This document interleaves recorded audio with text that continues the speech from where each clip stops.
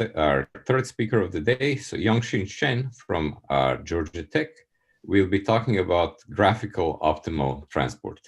Please. Okay, thanks. Thanks for inviting me. So good afternoon, good morning, and good evening, everyone. Depends on where you are. So I'm really excited to share some of our most recent work in optimal transport. So this is actually this work lies in the intersection between optimal transport and probabilistic graphical model. So it's a new intersection we just discovered. And this is a collaboration with Professor Carlson from KTH. And of course, the research is largely driven by our wonderful PhD students. Okay, so, oops, how do I do this? Okay, so just in case you don't know optimal transport, I want to give a very quick introduction to optimal transport. So normally you have two. So in optimal transport problem, the ingredient are the marginal distribution and a cost function. Okay, so given two marginal distributions and a cost function which specify the transportation cost of moving unit mass from X to Y, then the original optimal transport problem looks for the solution that would minimize this total transportation cost. So you are looking for a transportation map which would move the mass from this initial distribution to this target distribution. And this is a constraint. And of course, this is the unit transportation cost. So if you do the integration, this becomes the total transportation cost. So this is in the original formulation of optimal transport about 300 years ago. So this problem turns out to be very difficult, largely because of this constraint here. This is a very complicated constraint. This T push mu1 is equal to mu2 means you have to push the mass from mu1 to mu2. So a few hundred years later, it was discovered that this problem can be relaxed into this linear programming problem. Okay, so you see the difference between the original formulation and this formulation is that now, instead of looking for a map which would push the mass from mu1 to mu2, you are looking for a joint distribution, okay, of the two marginal distributions. And then the total transportation cost becomes this. So intuitively, the major difference is in the Kantorovich formulation, you are allowed to split mass in one location to multiple locations. So it's no longer one-to-one map. And this relaxation turns out to be extremely effective and makes this problem into a linear programming. As you see here, this is really a linear programming because this is a given cost function and your optimization variable is linear over the variable and you have a convex constraint. And under some assumptions, actually, let's say if say it's convex, it turns out these two problems are the same. So this relaxation doesn't lose anything. Okay, but computationally it's much easier. So what we are going to talk about today is more about discrete optimal transport. So this is considerably easier. So in discrete optimal transport problem, so the two marginal distributions are just probability vectors. So because the set, so discrete means the support of the marginal distributions are discrete set. For instance, like here, so the blue are the initial distribution. So these are the support, and this red point are the target distribution. So in this case, this mu1, mu2 are just become two probability vectors. Okay. Then the constraint we have B. So now I use B. So in the previous slides I used pi. So here I use B to denote the discrete disjoint distribution. So B is just a matrix with column sum, with row sum mu1, with column sum mu2. This means B is constrained to be a joint distribution of these two marginals. And this is really just a total transportation cost. Okay, so this problem can also be formulated as a network flow problem like this. Okay, so this is the discrete optimal transport. So this optimal transport problem normally is formulated for two marginals. So you only have two marginals. For instance, here you have one marginal denote the production distribution, one marginal denote the consumption distributions. But in some scenario, you would have more than 2 distributions, more than 2 marginals. So this is called the multi-marginal optimal transport problem. So instead of 2 distributions, 2 marginal distributions, you are given a set of marginal distributions. Here I use mu1, mu2, and mu something to denote these marginals, okay? Then the multi-marginal optimal transport problem looks for a joint distribution of all of them. So the B, you see B is a joint distribution of all these marginals. So this Pj means the projection. So Pj is so B is a high dimensional distribution, not high dimensional weight, is a j dimensional tensor. So this denotes the joint distribution of all these marginals. So the Pj is just the projection of this joint probability over j's marginal. And because we are looking for a joint distribution of the given marginals, therefore we would like to have this constraint. So the j's marginal of this joint distribution is equal to the j's marginal, okay, given marginal. And again, the cost function is basically the same as the previous one. It's a linear transportation cost. C is also a tensor here. So B is a j-dimensional tensor, denotes the joint distribution of these marginals. And C is a j-dimensional tensor, denotes the transportation cost among this point or among these marginals, okay? So the original multi-marginal optimal transport problem actually requires this J to be, so U mu J has to be specified for all the marginals. So here, B is a j-dimensional tensor, means B has J marginal distributions. So in the original optimal transport, original multi-marginal optimal transport, it is required that all of these marginals are given, but it can be relaxed. So in this talk, we would extend this to the scenario that only part of these marginals are given. So this is okay, and actually this makes the application domain of this problem much more broad. So this is one thing I want to emphasize. So as you can see, mathematically, this problem is really a straightforward extension of the bimarginal case, and it's very simple. It's a standard linear programming, okay? But it doesn't mean it's simple to solve. And as you can see immediately, so the optimization variable here is a B, is a j-dimensional tensor. So the number of variables is d to the power j. So here, if I will assume they're of the same order, all of this. So this d1, d2, dj means how many points you have. So the dimension of this, how many points you have for this each marginal. So if we assume they're of the same order, then basically the number of variables for this multi-marginal optimal transport is roughly d to the power j. And in many cases, we are interested in the application when j is large. And but if we just want to solve this with the brute force linear programming, normally you cannot go beyond j is greater or equal to 4. I think 4 is basically the maximum you can go. And this is a type of a curse of dimensionality, okay? So this is a really a negative result. So in the most general problem setting, it turns out it's hopeless to solve this because of this curse of dimensionality here. So the question we ask is there any life beyond this? So for j large, can we still have some thing to say? So here, if you look at this problem, we don't assume any structure of C. So C is really a j-dimensional tensor. It can be anything, okay? And in math, we know the more structure we have, normally the more things we can say about this. And this is also based on some observation.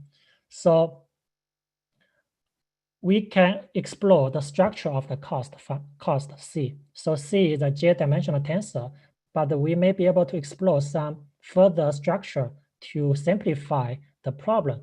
So this is one example. So graphic structure. So one example is the Wasserstein barycenter problem. So in the Wasserstein barycenter problem, what you are doing is you are trying to find the average of multiple marginal distributions in terms of Wasserstein geometry, basically in terms of optimal transport theory. So this problem can be formulated as a multi-marginal optimal transport problem, and the tensor Cx here can be written in this form. So it's the summation of some local cost, okay? You see this cost depends on other marginals, but this cost, each of the, you see you have multiple terms, but each of these terms only depends on a pair of marginals. This turns out makes a huge difference in our later analysis. So this is a type of graphical structures. And of course, there are some other structures. For instance, if C is low rank, definitely there's something one should be able to do. And if C is sparse, it's also good. And C can be, if you are talking about a problem in Euclidean space, very often the C is actually a quadratic function. The quadratic function is strongly convex and it's separable in each dimension. These are all very useful properties, very useful structures one can explore. But in this talk, I would really focus on the graphical structure, okay? So this leads us to our definition of graphical optimal transport problem. So this is what we are talking about. So again, this is a special case of multi-marginal optimal transport problem. Okay, so this is just the formula we had earlier. However, we assume the cost tensor Cx has this graphical structure, which means it can be decomposed into a smaller component, into the summation of the smaller component. So this is one example. So here we are talking about so in this example, we have a multi-marginal optimal transport problem with 6 marginals, okay, x1 up to 1x6. And the cost function, so this is a graph. So if there is an edge between 2 nodes, this means there is a cost term connecting them.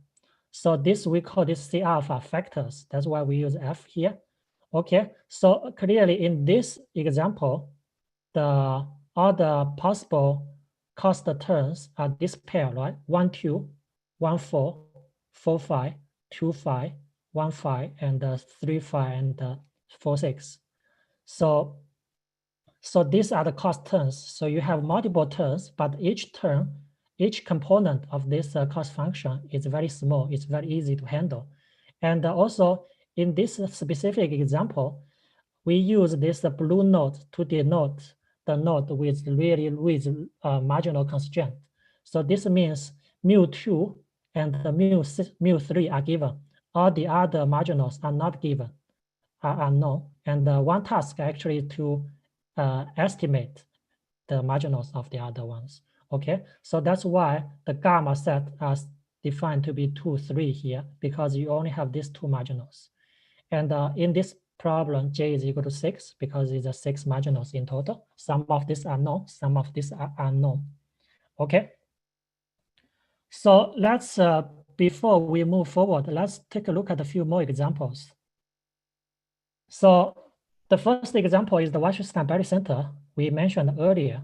So in this graph representation, it can be viewed can be represented in this graph. So in this problem, we have 4 marginals, so which are specified by this 4 nodes. So the marginals of this are given, and we are trying to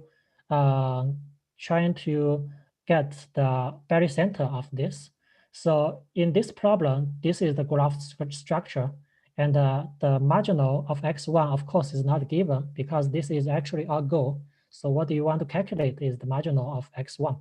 This is the barycenter, and the cost function only depends on the distance between the barycenter and each of these marginals.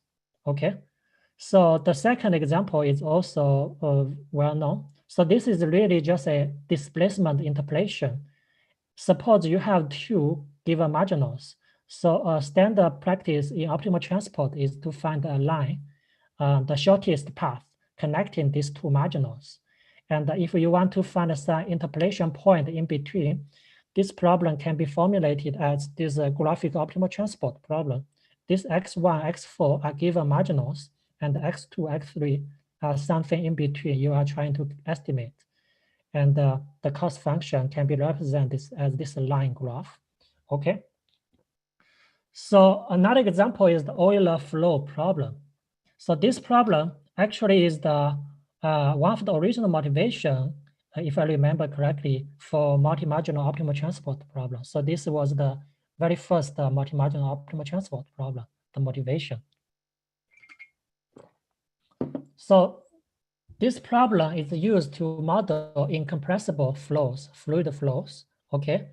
And you are trying to see what would happen to the flow if you have some target movement from initial time to a target time over some time window, but you have this incompressible condition, which means the marginals of this have to be remain the same.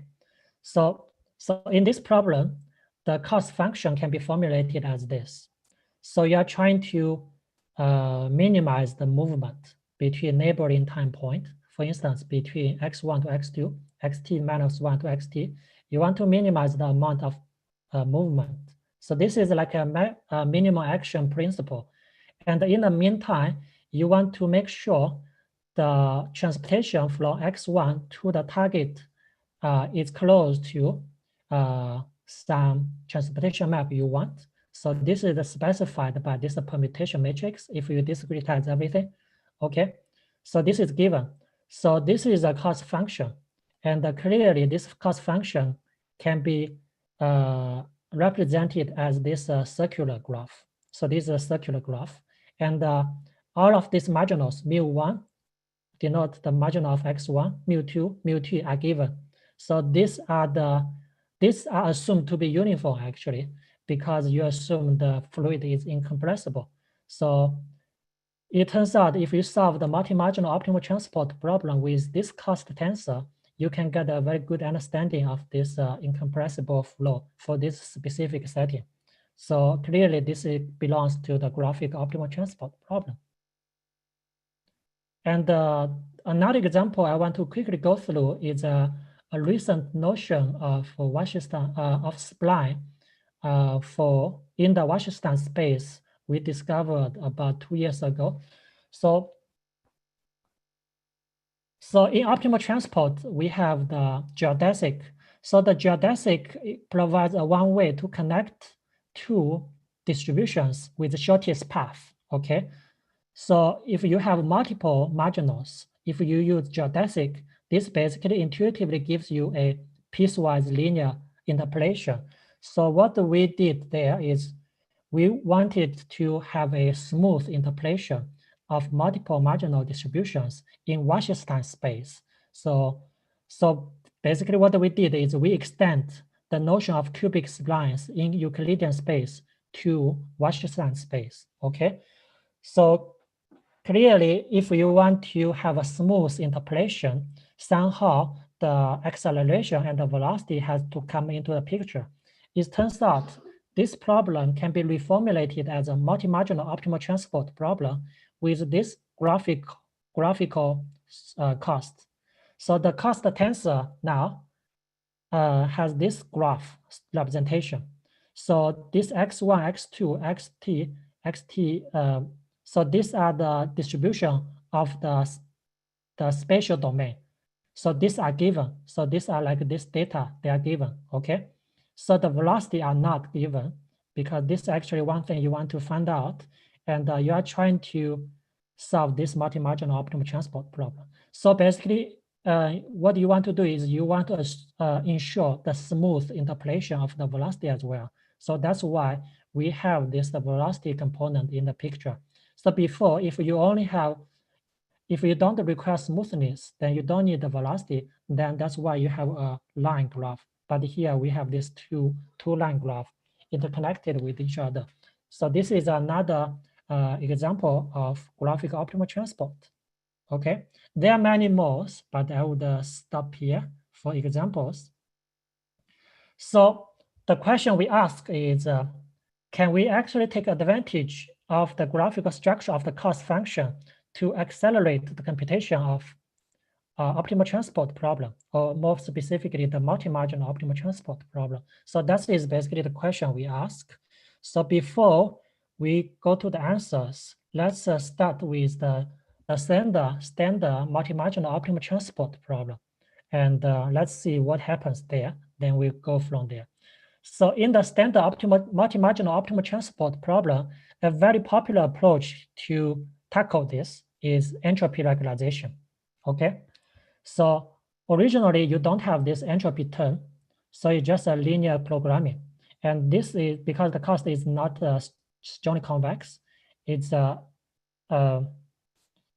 it may have some potential problems if you use some method. So the complexity is going to be high. So normally, one way to achieve this is to introduce entropy as a barrier function. So this is like an interior point method. You use this. So now, so this entropy is just the standard entropy used everywhere. Okay. So if you put this entropy in, you see the cost function becomes a strictly convex function. And this actually, this is one aspect of this advantage. Another aspect is it turns out if you have this entropy regularization terms, then it turns out that the solution is very special. So this can be, so one way to solve this, right? So now you have a strictly convex strictly convex programming problem. It's constraint. So if you introduce Lagrange multiplier and relax this problem, then it's easy to get the optimal solution. B is this high dimension tensor is equal to K point-wise multiplication of this U. Okay, so let's see what K is. K is this thing here. So C is a j-dimensional tensor, and K is just exponential of this. So this is a point-wise exponential function. Okay, so you see K is a positive everywhere. So, and the U is equal to the tensor product of U1, U2 up to Uj, and each of this U is a vector. So this U actually is a very simple tensor. It's actually you can say this is a one-dimensional, the rank 1 tensor. Okay, it's a tensor, j-dimensional tensor, but it's low rank. So this U are basically are defined like this. So Uj is defined to be this, and this lambda j is really just like a Lagrange multiplier for this constraint. So for each of this constraint, you have a lambda j to capture the constraint in Lagrange. And because this j only exists for the given marginals, so in this set, you have this constraint. So if you don't have this, you just define Uj to be a constant vector 1, okay? So using Lagrange multiplier method with straightforward calculation, you can get the optimal solution. Looks like this, has this very specific form, okay? Then after you plug this back to the dual problem, to the Lagrange, then you get this dual problem. So solve the original multi-marginal optimal transport problem is equivalent to solving this convex optimization problem. And here, lambda is the Lagrange multiplier, and the U is defined to be this. So therefore, U depends on lambda. So really, this is just a maximization over lambda only. Okay, so we just use U here to make this look cleaner. Okay, so this is the good thing about this optimization. This dual problem is decomposable into these marginals, into these optimization variables, lambda 1, lambda 2, up to lambda j. So because they are decomposable, therefore, a very natural method to solve this is actually dual block descent. So you, at each time, you maximize this cost function over here, this objective function over here, over one dual block. So over one dual variables, okay? It turns out this, for each block, it turns out if you maximize this, you can get a closed form solution. This is actually one of the magic of this Sinkhorn algorithm, because you do a block ascent. It turns out each of this can be solved in closed form and can be solved easily, at least from a mathematical point of view. Okay, so this is summarized in this Sinkhorn algorithm. So the dual block ascent method for the dual problem of optimal transport problem is called the Sinkhorn algorithm. Okay, so basically what you do is each time you update one of the dual variable, lambda j or uj equivalently, there's no difference because they are one-to-one correspondence. And the update for uj is really simple. Mu j is given, so you just need to do this projection of k multiply u, okay? Then this gives you a vector. Then you do pointwise division with this given marginal. Then you do pointwise multiplication with this or previous mu j. So you get the next mu j. So this, the second step is really the block dual ascent method. And here just to combine this, the step one is really just to combine the latest uj into the u. So, okay. So this is a very simple to implement algorithm, and it's very powerful. And if you want to code this, it may take just several lines of Python or MATLAB code. So this algorithm turns out to have global linear convergence. So here I want to make a remark here. So I don't think this is well known in the community. So it's a dual block ascent method. So therefore it has global convergence, but the linear convergence is not well known. That's because you see this dual problem is not strictly convex and it's not strongly convex. So normally you don't expect a result like this, but actually this has global linear convergence. This actually, we discovered a very old paper by Paul Zheng and Tom Low. So they proved the global linear convergence for this problem about 30 years ago. So this is a remark I want to make. And this, therefore, this has a very good convergence property. And another good property is this algorithm is very easy to parallelize. Okay, because you see this algorithm, it doesn't involve line search. It only involves matrix or tensor multiplication and division. That's it. That's very easy to implement, all very elementary calculations. So if this is so powerful, why don't we just use it? So if you see this algorithm is really clean, one line. So it turns out this actually has a bottleneck. So the bottleneck is really this operation here, Pj. Pj is the projection. So just to remind you, oops. This is the Pj, is the summation, is the projection over the jth marginal, okay? So the bottleneck of the Sinkhorn algorithm is actually really this Pj, because you see the k pointwise multiply u is a j-dimensional tensor. So it has d to the power j number of variables. If you want to do the j projection, the complexity is d to the power j. And this comes back to the curse of dimensionality. So when j is large, this step would kill everything, okay? So what we are going to do is, so this Sinkhorn algorithm is for very general multi-marginal optimal transport problem. It doesn't assume any structure. So what we are going to do is, we are going to explore the graphical structure of the cost tensor, because we are interested in the multi-marginal optimal transport problem with graph structured cost, okay? So we are going to explore these graphical structures to accelerate this step. That is basically the key of this talk. So before we do this, I want to give a detour to a very different subject called the probabilistic graphical model. It's a very different subject. So what is a probabilistic graphical model? So a probabilistic graphical model is really a one representation of the joint distribution of multiple random variables. Okay, so suppose you have multiple random variables, x1, x2, up to xj. They are correlated in some ways, and the probabilistic graphical models is really a very good tool that captures the joint correlation, the joint probability of them.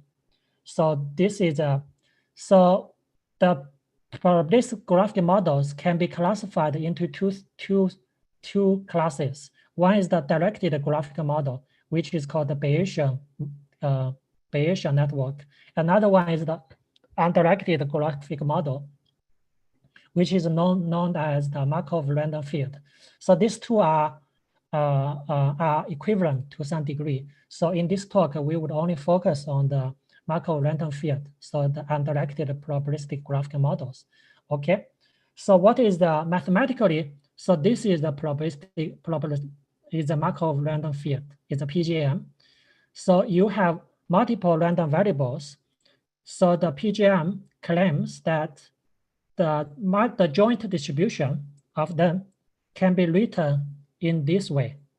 So this is the multiplication of a bunch of local potentials. People call this local potentials. And this psi alpha are the correlation between a pair or between several marginals.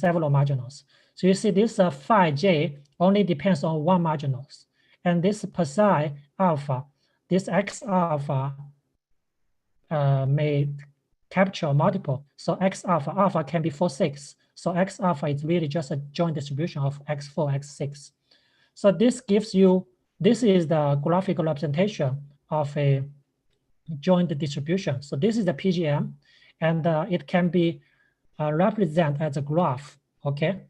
So each of this alpha, if alpha is just a pair, so each of this alpha can be captured by a link or edge in this graph, okay? So this is a very good example. So this, we have 6 marginals, and the PGM for this one, the graphical model for this one means that the joint distribution can be written in this way. So you have all these local potentials, and you have these factors, okay? So you have factor alpha 1 is 1, 2, 4, 5 because they are correlated. They are a full, this is a complete graph, so they're correlated in multiple ways.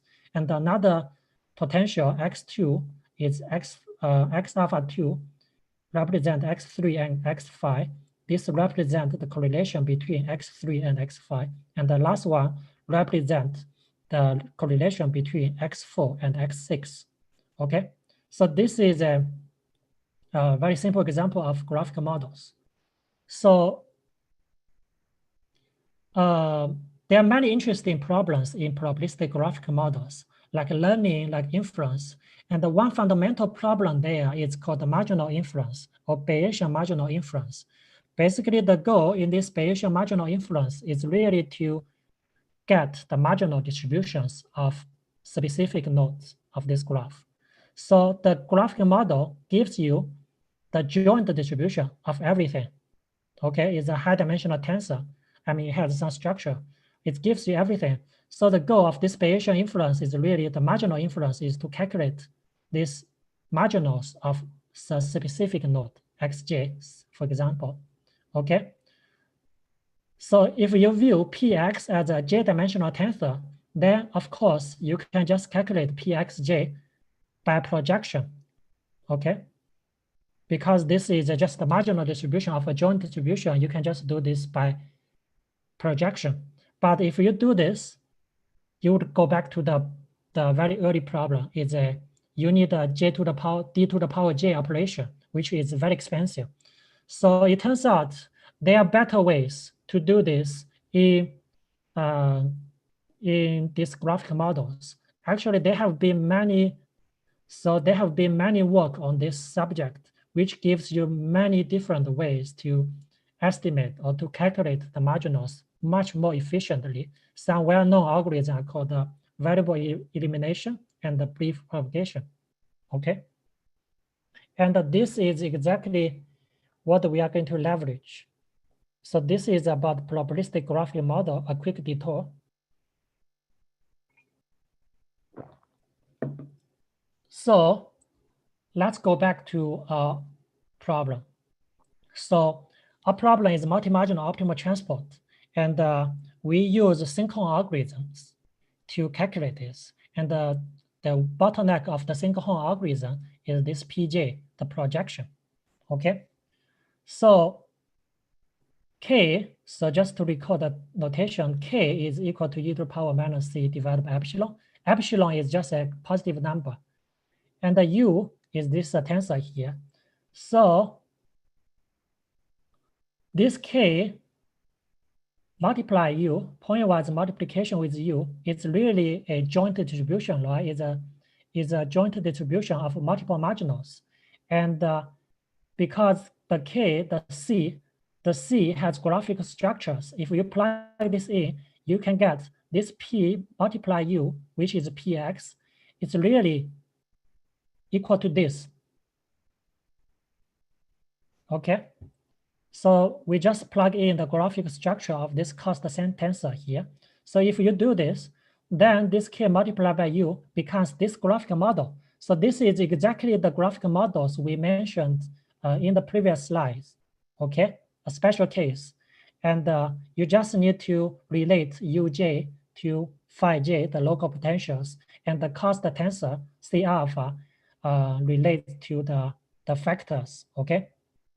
So this means the projection operation in this K multiplied by U is nothing but a Bayesian marginal inference for these graphical models. And this is really the key of the framework we develop. So that is okay. So let's continue. So I'm going to start with the tree structure, the optimal transport. So this is a very first step. So this is a special case. So this is the problem we are considering basically.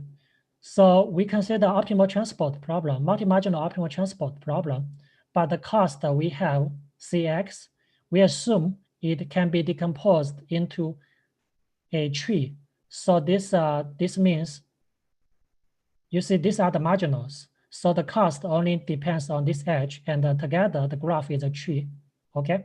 So with this tree graphic structures, and we also assume the marginal constraint. So the given marginals are on the leaf node.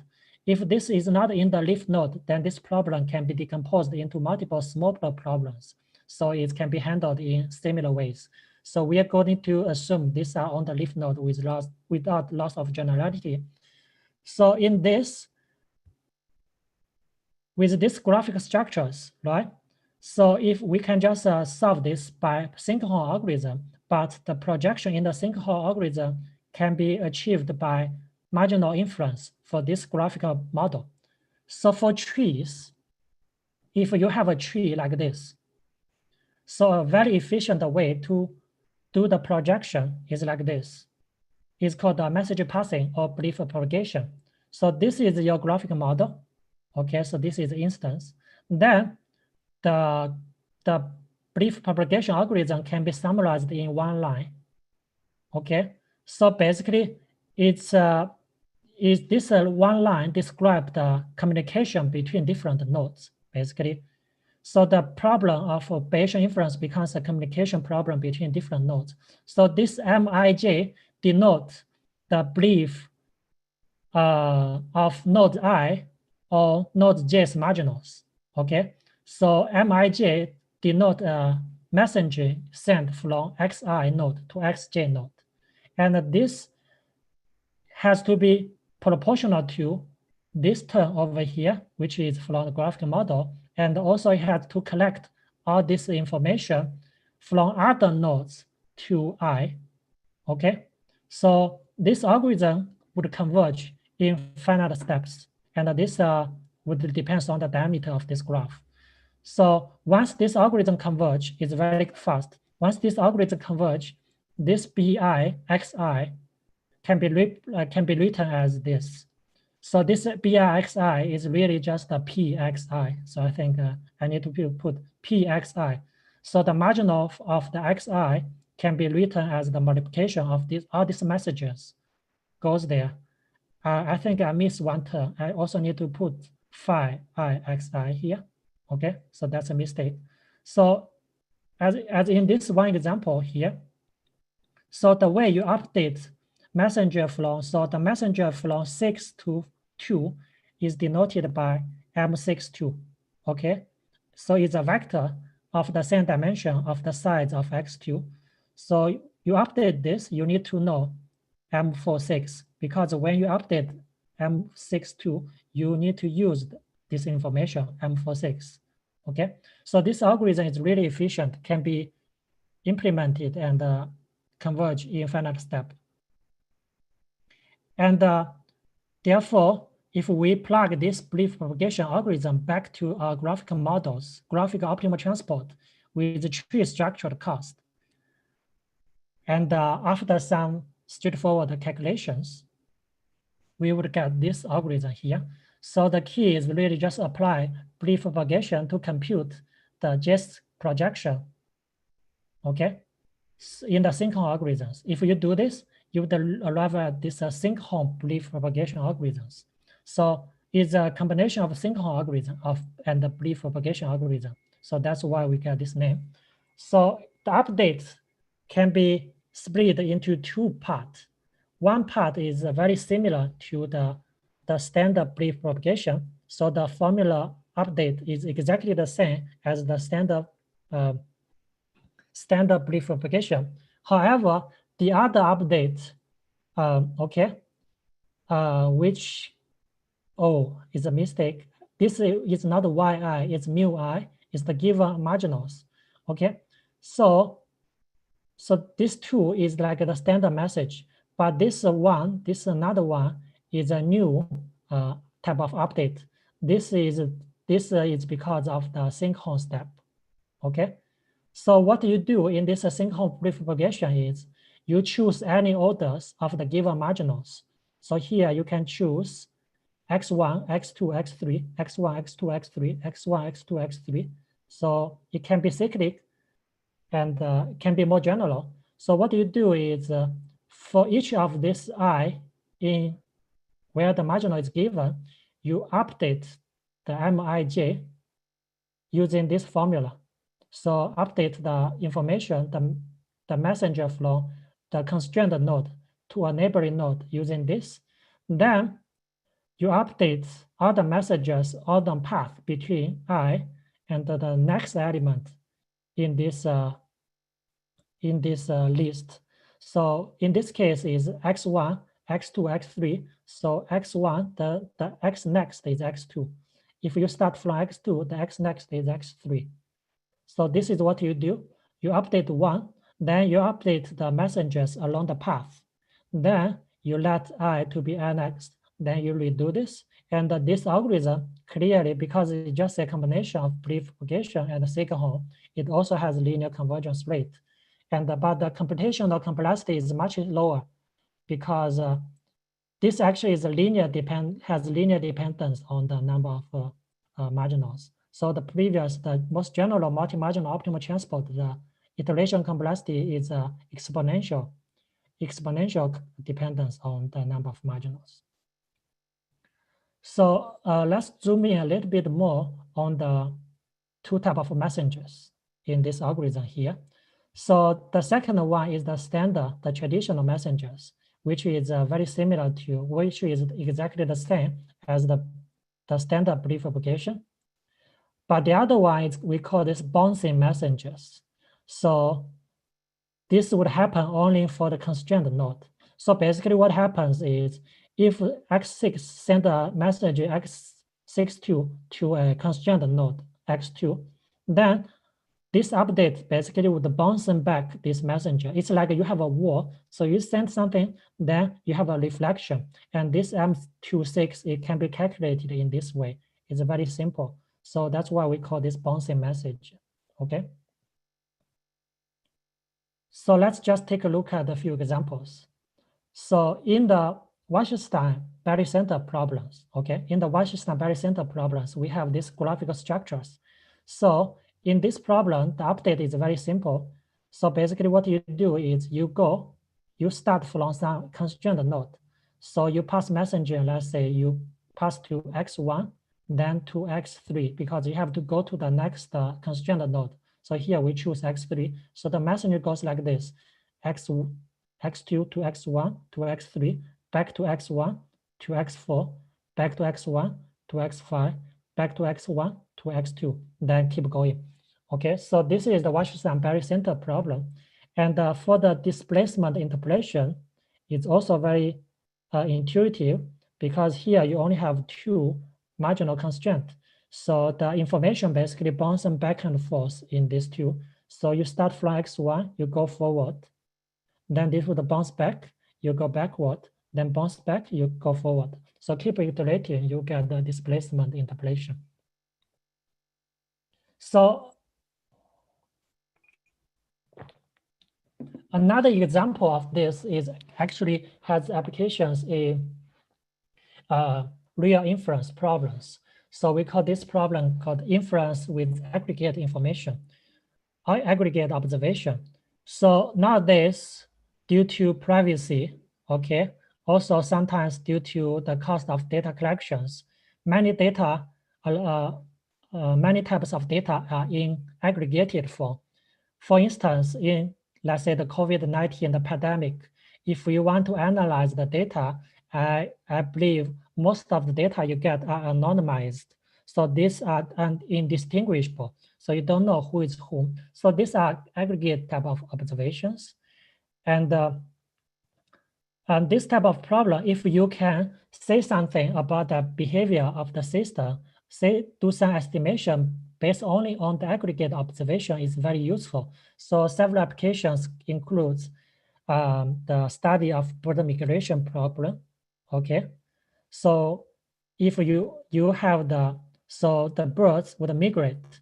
So of course the data, the sensor you get is really just aggregate observations, because by taking some pictures, there's no way you can distinguish which bird is which bird.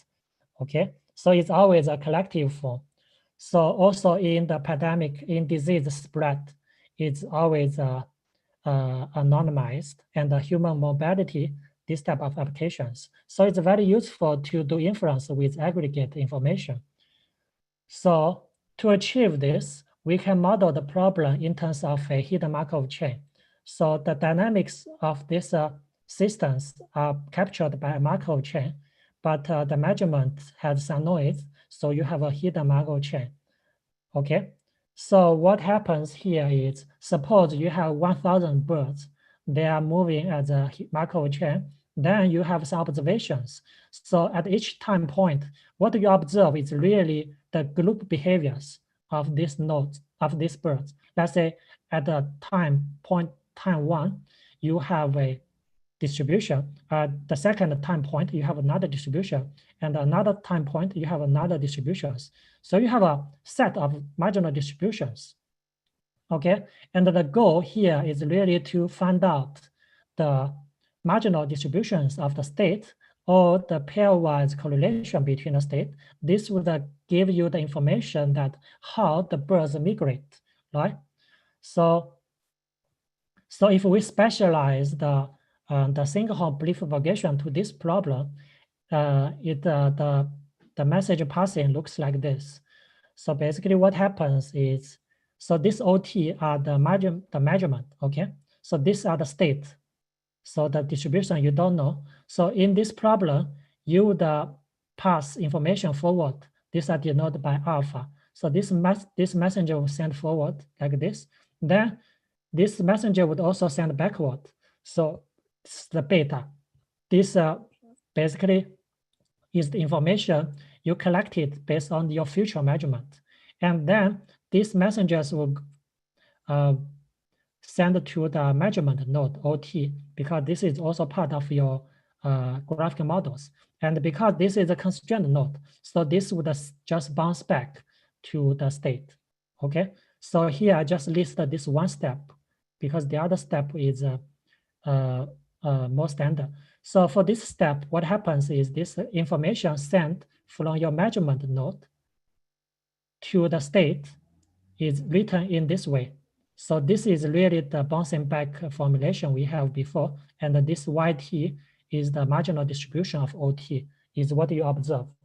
Okay, so here, so normally this, because we have a collective dynamics, collective observation, therefore this is the distribution. So one point I would like to make is that this is really a generalization of the standard inference problem in HMM. So just imagine you have one bird moving like this. Then what you would observe is really a distribution with Dirac, right? So you have a sequence of Dirac distributions. If the measurement are Dirac distributions, then it turns out this information sent from the measurement to the state can be written as this. And as you can see, this the gamma, the CT is the information sent from xt to this measurement node. This doesn't depend on xt, so this is just a normalization factor. So this means gamma t only depends on the numerator over here, and that's why in the standard inference problem, you don't need to go back and forth. You just need to do one pass, it converge. So the point I want to make is the standard inference problem is a special case of this one, okay?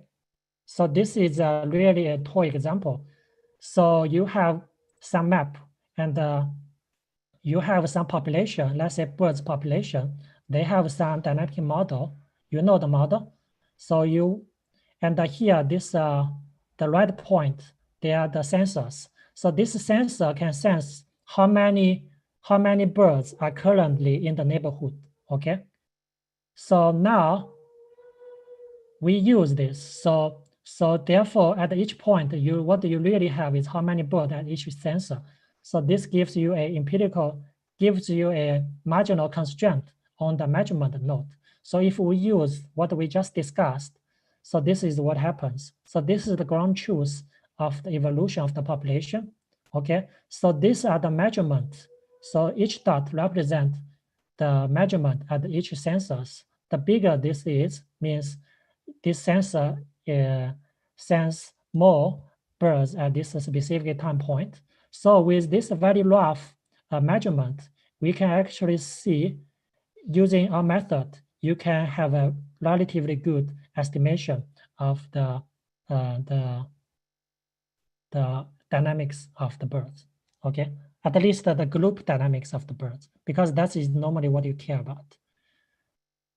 So this is about the graphical optimal transport when the structure of the graph is a tree. So what if you have a more general graph? Okay.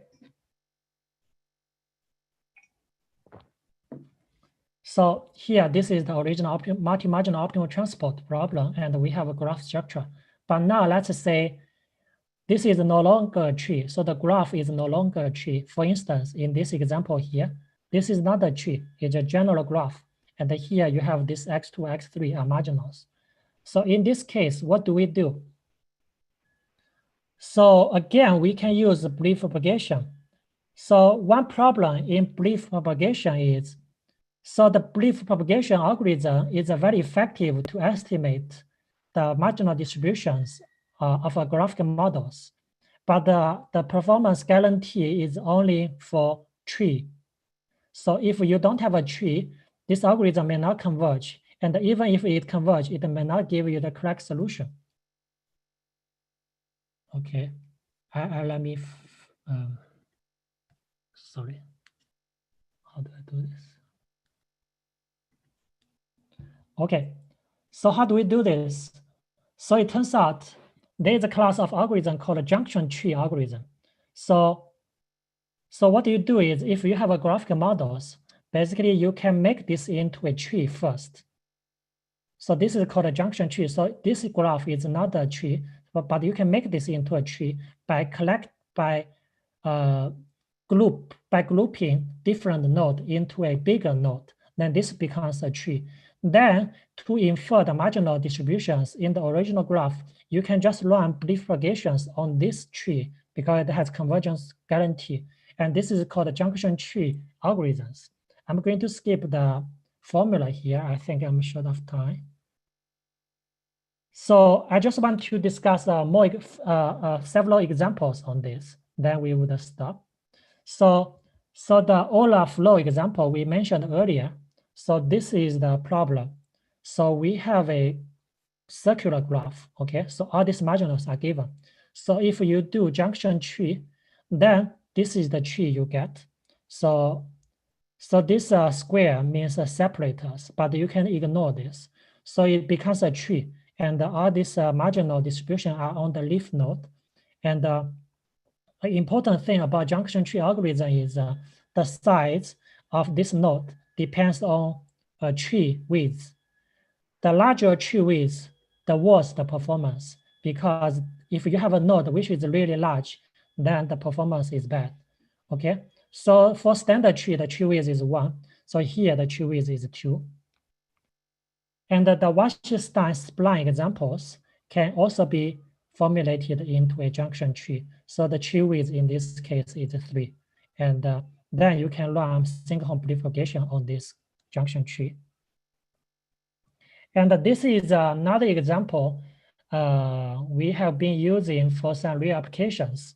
So this is some transport problem over graphs with origin destination constraint. So basically what you do is suppose you have an initial distribution. So this is the stadium, okay? So these are the audience. You have some initial distributions. Then you have some exit over here, okay? So you want to evacuate these people, and of course you have capacity constraint somewhere. So you want to do this transport. So you want to develop an evacuation plan. So you want some type of notion of cost. So this cost here basically denotes which path is possible. So this problem, it turns out, can be formulated as this graphical optimal transport problems. And this PTB denotes the distribution of the flow at the T's point. And this mu J denotes the capacity of this flow. So because if you do transportation, there's a capacity constraint. So this denotes the capacity constraint. And inequality is not a problem. The framework we develop can be used straightforwardly. Okay, so this is the transport problem. But here, what we are interested in is suppose you have multiple group of audience, and they all have different destinations, right? For instance, maybe their cars are there, they're parked there, so they want to go to this specific destination. So how do we develop an evacuation plan? So for this one, basically what we need to do is we need to impose a joint distribution constraint on this B. So this will tell you the joint distribution of the initial and the really target transportation plan. By doing this, you can achieve that the red audience only go to the red exit, the green audience only go to the green exit, okay? So this problem can be formulated as a graphical optimal transport, and this is the graph of representation. And this is the junction tree representation, and the tree width is 2. I'm going to skip this, but this is the result. What do you see? This is the initial, and these 3 points are the target distributions. So this is the evacuation plan. What happens? So this is the initial distribution of the total mass. So as you can see, they move on, then they eventually reach the 3 exit. And for group 1, everything reach the first exit.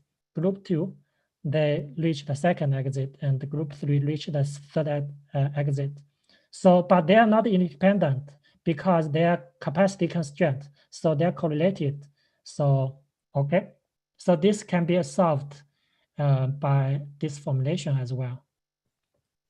So I think I'm pretty good over here. So some takeaway. So basically this talk, we discuss graphical structures of cost in optimal, multi-marginal optimal transport. So the point that we would like to make is graphical structures in optimal transport is great, is really helpful. It simplifies the problem significantly. another point I want to make is there could be some fundamental connections between multi-marginal optimal transport and the probabilistic graphical models. So I didn't go in too deep on this, but there could be further fundamental connections. And most importantly, there are plenty of applications. What we discussed here is really just a small collection of applications. What I didn't discuss here include a few. For instance, here we just use a Sinkhorn algorithm as the outer loop. There are plenty accelerations of this. For instance, Greenholm accelerated dual ascent, and also, for instance, the non-product algorithm, which is widely used in probabilistic graphical models. All of these algorithms can be explored to make this algorithm even faster. And here we assume the graphical structures of the cost tensor, but we didn't assume any structure for the local cost, C alpha. For instance, if C alpha is convex, if C alpha is decomposable again, if C alpha is sparse, this can be further utilized.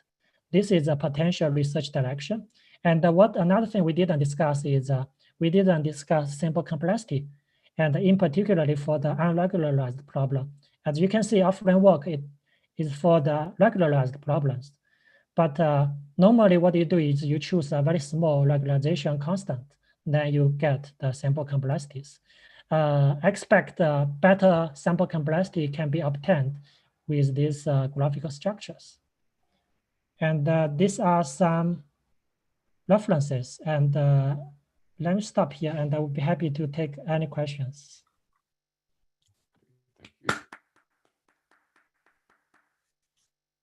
Yeah, so yeah, thank you. This is quite interesting.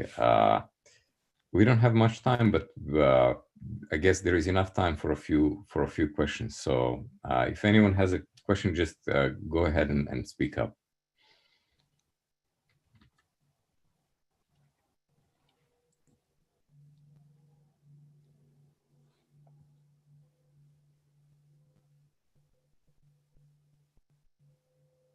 Okay, if not, I have kind of. Go ahead. Sorry, I have a question. So, so in your model, that you have, say, a couple of marginals that with known data. I wonder, yes, like the previous picture you shown. Yes.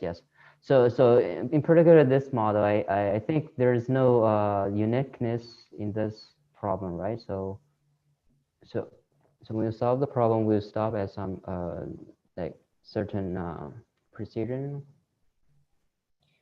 Because we use the entropy regularization, so our solution is unique, because it becomes a strongly convex problem.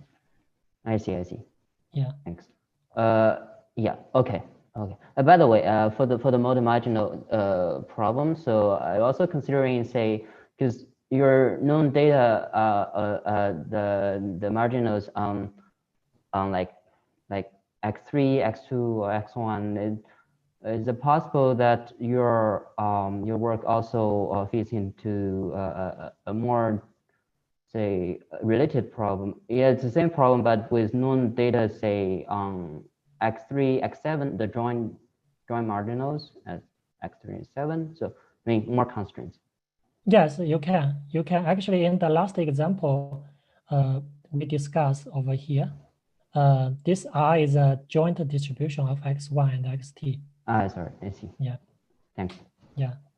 Any type of linear constraint on a local pair or local collection of marginals are possible. I see. Great. Thanks.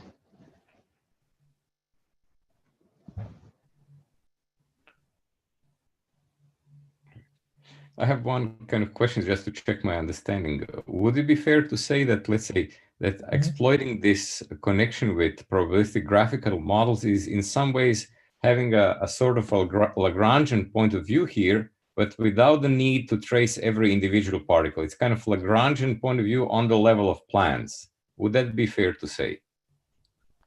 That's a very good point. We definitely haven't thought about this from this point of view. I don't see this. So you are talking about the Lagrangian and the Euler, the different point of view, right? Yeah, exactly. Right. That you're really, whether you just look at densities or you track particles. And I'm wondering, when you look at these conditional probabilities within the kind of probabilistic graphical model, is this kind of, a little bit taking a Lagrangian point of view? I'm really just trying to see if I'm on the right track. I think to some degree, yes. To some degree, yes. Because for instance, here, we are really utilizing this conditional distribution over here instead of the brute force. So, but I think it would be interesting to really develop it. So our algorithm, you see, we assume discrete state space. So each of these can only take the discrete values. So if we relax this, for instance, if x1 is a continuous space, x2 is a continuous space, then I think the connection to Lagrangian point of view could be more clear. Yeah, that's what I think. Right. Yeah. Okay. Thanks. Right. Yeah. So the next talk is in only 3 minutes, right? So we will then kind of spare the discussion maybe after Justin's talk. So if people want to stick around and discuss this more, I suggest that they because after Justin's talk there is going to be plenty of time and plenty of space within the discussion room, right? And people can gather in different rooms and discuss this topic as well, right? Okay. So somehow, thank you again. I would stop here and kind of slowly start slowly switch to preparing us for Justin's talk. Okay. Thanks. Thanks. Yeah.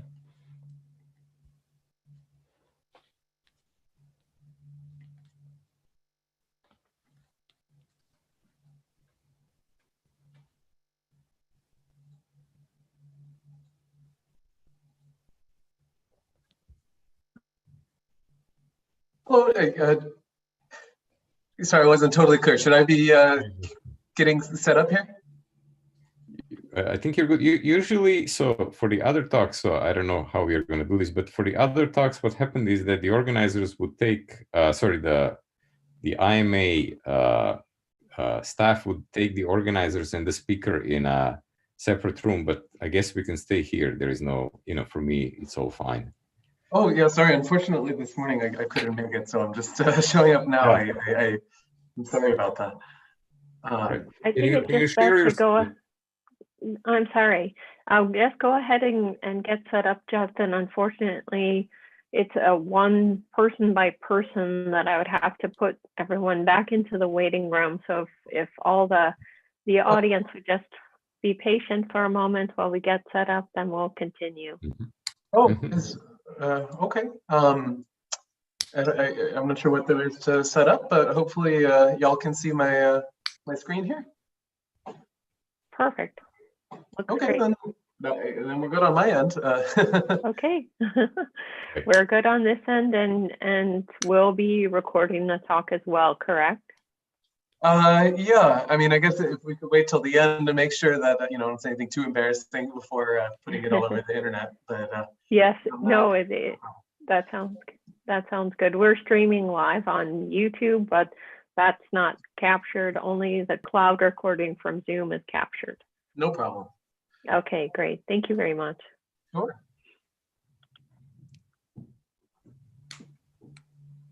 Right. All right. I think we are right on time, right? And it's time to continue. And I'm very glad that we have Justin Solomon from MIT as our last but not least speaker of the day.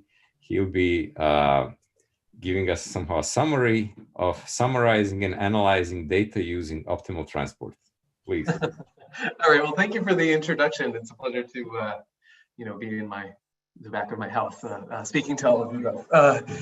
But in any event, yeah, I thought I would So a postdoc in our research group later this week, Aude, is going to be giving a talk, and I wanted to stay out of her way and not present stuff that she'd be talking about. But of course, she's doing all the exciting stuff in our group, which leaves me behind with maybe some other projects. But in any event, I thought in that situation, maybe it would be fun to give a bit of a high-level summary of some of the things that we've been thinking about in the context of, I guess for this audience, fairly applied optimal transport. Some kind of high-level conclusions that we've had and next directions. And since I'm guessing that some of these projects are ones that y'all have seen before, really people should feel free to speak up, ask questions, or tell me they're bored and that I should move on to the next thing. And I promise I won't be offended. But in any event, as with many people here, we've all ended up in this optimal transport community from different mathematical and technical backgrounds. Personally, for me, my interest was in applied PDE, differential geometry, and so on. And the way that I ended up in this space is that optimal transport is a very natural tool for coming up with nice convex realizations of problems in geometry, right? So our original work was in correspondence problems where you're given, two different geometric domains, and the computational task is to extract some low distortion map from one into the other.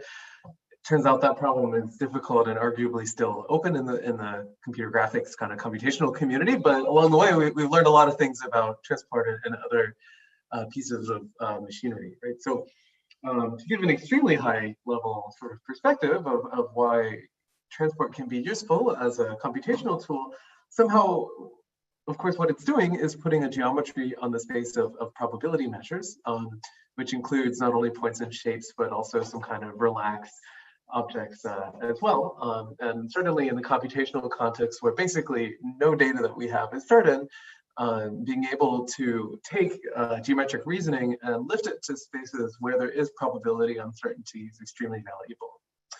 Now, originally, when I was studying problems in transport, coming from a computer graphics domain, we really were concerned with pretty concrete shapes. Everybody gives us graphics people a hard time for thinking about bunnies and teapots and all of that good stuff. But the reality is, of course, that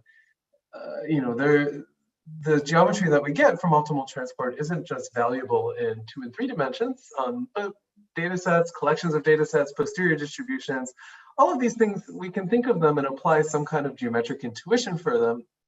This often gives us a lot of value. So in any event, from about 1,000 miles away, my perspective on this area is that it gives us a nice convex, well-posed way to do geometric computation when we have uncertain data, and this is valuable across so many different applications.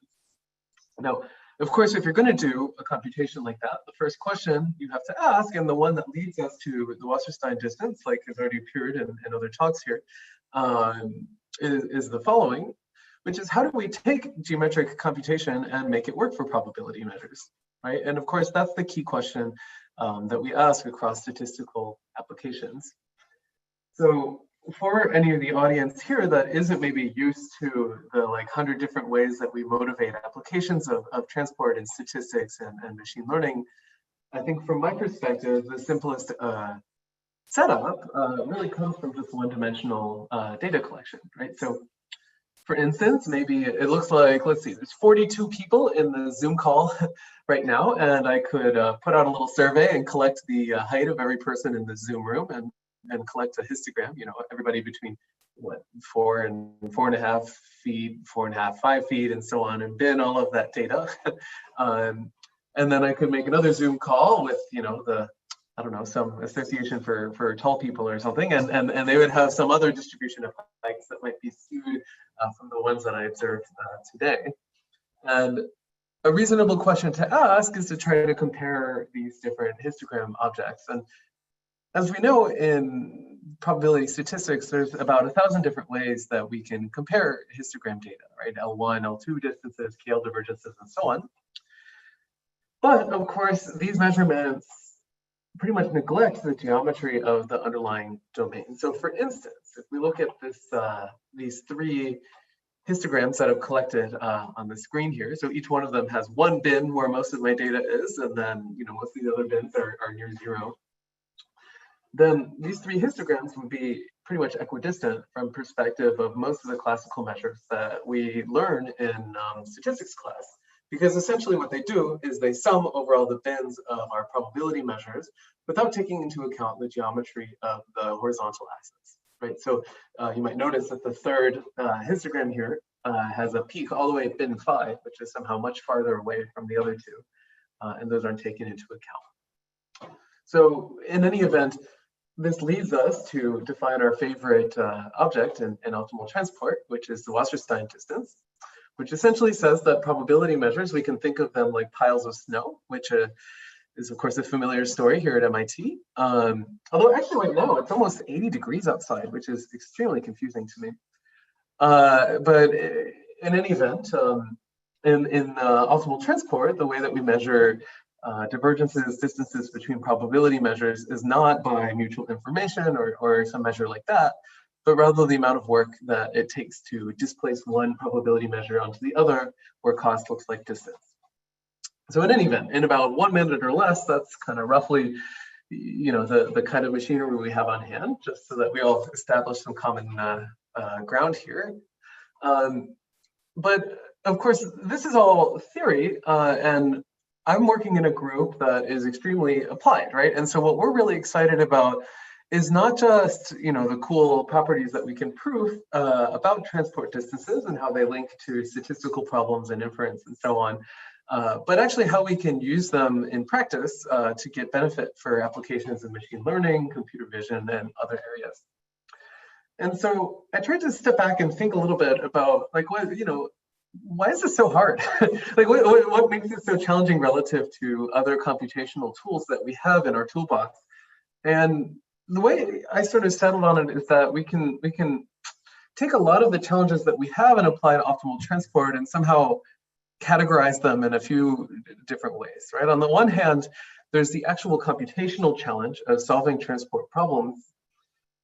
As probably most people on this Zoom call know, the sort of computational sledgehammer that's sitting underneath optimal transport is linear programming, right? Which goes back to Kantorovich, if not earlier.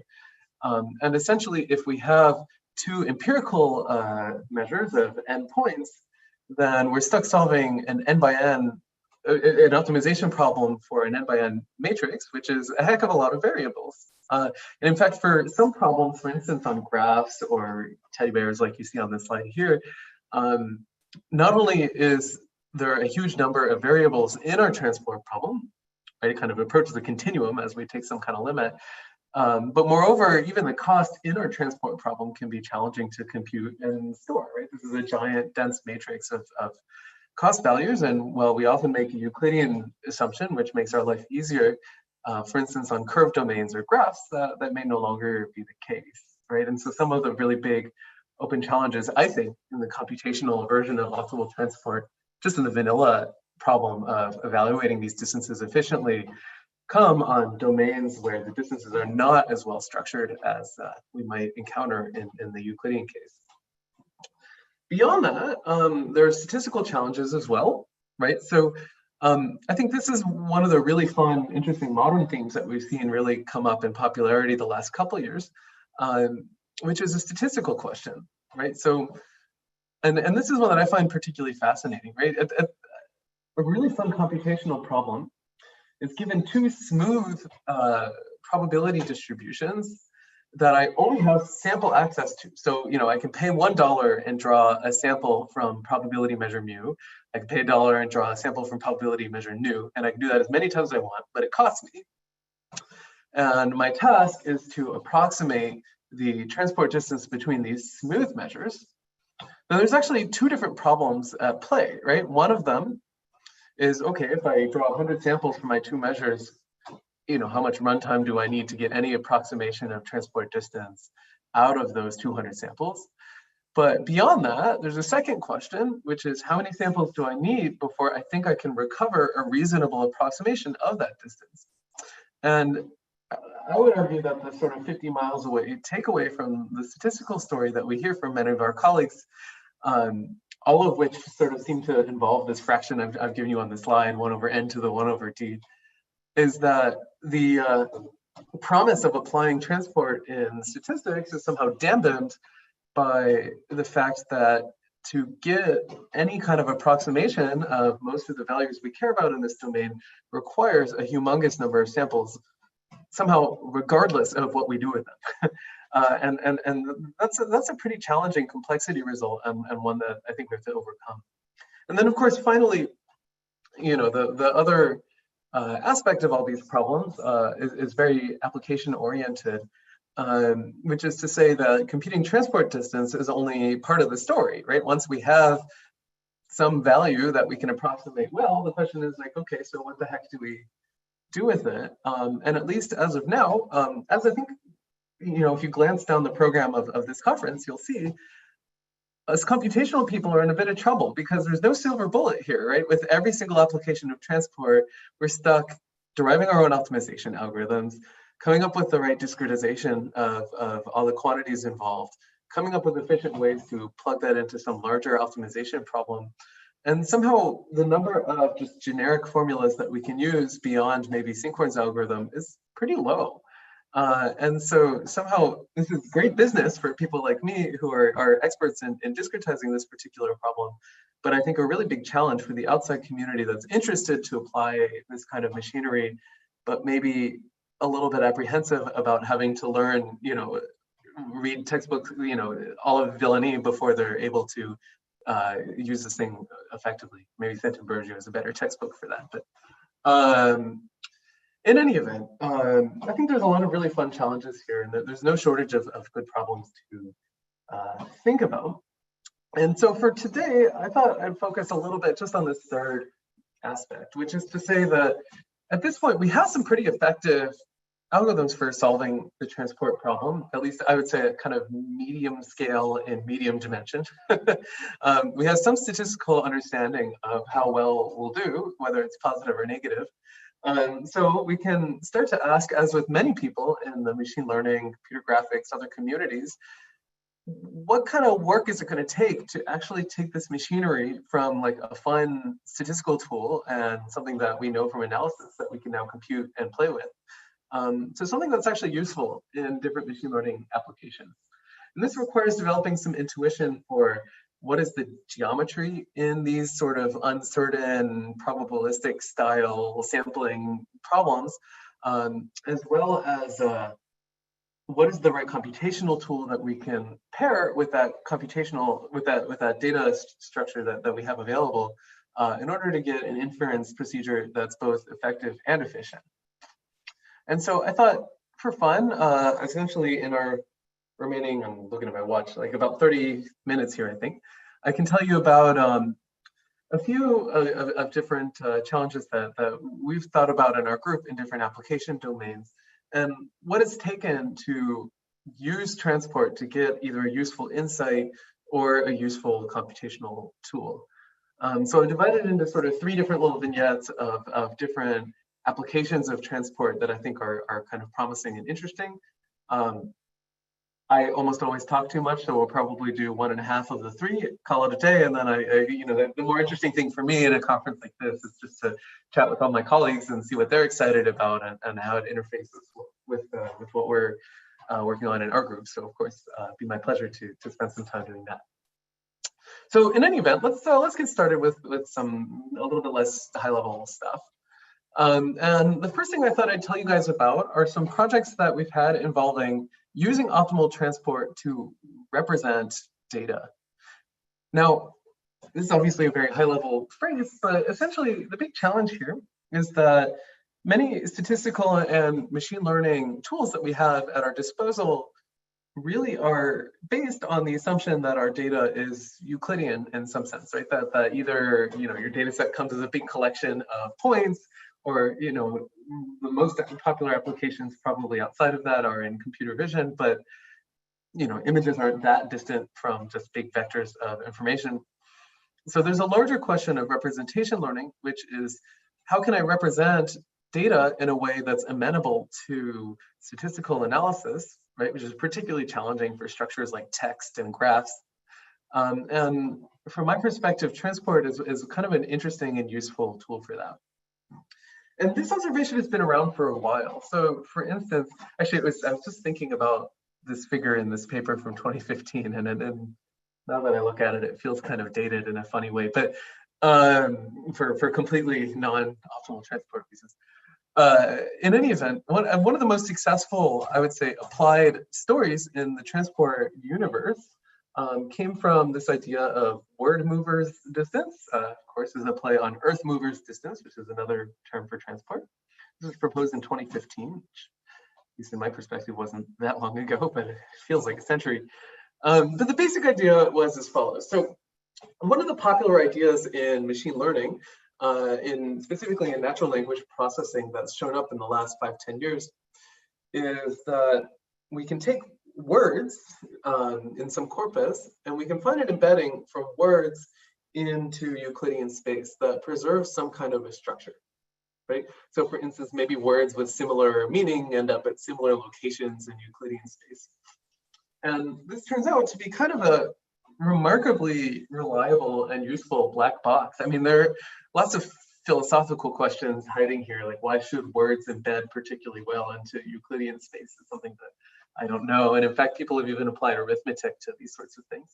But if you're willing to take that on faith, then you can follow a little bit of logic and lead yourself to a transport problem, which is to say that, okay, well, what is a document but a collection of words? So if a word is a point in Euclidean space, then a document is a collection of points, meaning that if I wanted to compare two documents to assess their similarity, a pretty reasonable tool for doing that is to use optimal transport. And that's exactly what was proposed in this word movers distance paper, right? So somehow similar documents have similar, low-cost matchings between their words. So recently we were thinking of ways to improve upon this model. And in some sense, this model is quite coarse, right? I mean, it somehow completely neglects any structure or meaning in your document. It's just your document's just a big pile of words. I would say a more popular analytical tool that predates the word mover distance from probability is to use topic modeling. So in topic modeling, we have a bit more of a sophisticated view of what a document is, which is to say that maybe a topic is a collection of words, which I think actually makes some sense, right? So for instance, here there's biological topics. So we see that there's some like gene, DNA, genetic, other life, evolve, organism, and so on. And then a document is a distribution over topics, right? So this is some kind of a hierarchical probability measure, right? So again, a document is a distribution over topics. Topic is a distribution over words. Now in topic modeling, that's kind of where you stop. But now we have one more additional piece of information, which is that a word can be associated to a location in space. So if we want to combine all of these things together, what we proposed at NeurIPS last year, which I think is a fun optimal transport problem to think about more generally, is an idea of hierarchical optimal transport. So here's the basic idea. We're going to think of the space of topics as, we're going to think of a topic as an empirical measure over words, right? So, in the previous slide, maybe there was a DNA topic, which is, DNA and gene and genetics and whatever. Then that topic would be, an empirical measure concentrated on those words. And then we're going to think of a document as a distribution over topics, right? So it is itself a probability measure supported on the set of topics that you get. And this is exactly the data that you get from topic modeling algorithms. Then if I want to compare two documents, one thing that I can do is to use a hierarchical setup where I'm going to solve a transport problem between two documents as distributions over topics, where the transport cost is given by the optimal transport between the topics as distributions over words. So it's a transport problem whose cost is coming from another transport problem. To my knowledge, there isn't a whole lot of theory out there on these sort of hierarchical problems, but I think they actually appear in remarkably many places. So I would love to hear some perspective from our friends in mathematics about, are these problems well posed in general, and how should I think about them or even Gabriel Perret at one point suggested we think about gradient flows in the space of hierarchical optimal transport, which sounds totally terrifying to me, but kind of fun to think about. But there's actually some advantage to this particular model, which is that it gives you some interpretability to your document retrieval system, right? Because essentially, so the graduate student we had working on this, Sebastian Kleitsch, who's since moved on to Google Research, he's the literature buff, and he seemed to have a lot of fun playing with this tool. So when you compare your documents, essentially what it gives you is the list of prevalent topics in 2 documents. So here's like 2 books, and a matching between the topics, which is sort of explaining like why I thought that these 2 books were similar, which is kind of a nice interpretable result for these document retrieval systems, which often are a little bit mystifying on how they work and why they're giving you a particular result. So this work was done jointly with some friends at IBM, and they actually really took it and ran with it, and ended up making a really slick prototype of a document retrieval system for, here I think they're demonstrating it on deep learning research papers. Of course, we have, at the end of the day, we all must link our research to deep learning. Essentially what they can do is use this topic modeling plus optimal transport to make for a nice embedding and way to navigate the space of documents that they've downloaded and compared to one another. The nice thing is that this is actually fairly efficient, which is surprising because it's an optimal transport problem. And the reason is that typically the number of topics that you get out of a topic model is much smaller than the number of words. Right, so if I compare 2 documents as distributions over words, I have a very large empirical optimal transport problem to solve. But if I compare 2 documents as transport between topics, that turns out to be much smaller. And moreover, you can pre-compute the cost matrix associated to that. So anyway, it was kind of a nice success story where we actually managed to go all the way from theory, or at least I'd say model rather than theory, of hierarchical transport to an actual kind of viable tool that apparently is getting used by some of IBM's, whoever's contracting with them. I don't get to know that. But in any event, it was nice for me to see at least one place where our work in this area has actually led to kind of a nice visualization tool. And in addition to that, we actually found an application of this machinery in a completely different area. So I guess another kind of interesting research problem, which is quite relevant to probably why we're all checking our phones the last couple of weeks, is in the area of political redistricting, which is taking a state and dividing it into voting districts. And one of the big challenges is how to mathematically kind of understand the space of different ways to cut up a state. A subproblem hiding inside of there is to put a distance metric between partitions of a piece of geometry, which can be useful because essentially one of the prevailing ways that people do redistricting analysis right now is to like generate millions and millions of different ways to cut up the state and then try to do statistics on that space. So having a distance metric can help understand like how many ways are there really that are interesting to partition a given region.